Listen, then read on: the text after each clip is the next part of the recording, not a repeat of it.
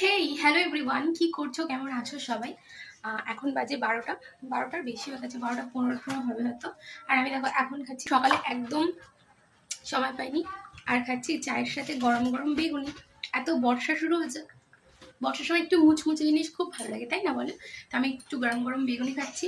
আর তোমাদের দেখাই, এই হচ্ছে বেগুনি, হয়ে গেছে। আর একটুখানি বাকি আছে, মানে এটাই আমার লাস্ট ছিল, তো হয়ে গেছে। আমার বর নিয়ে চলেও গেছে।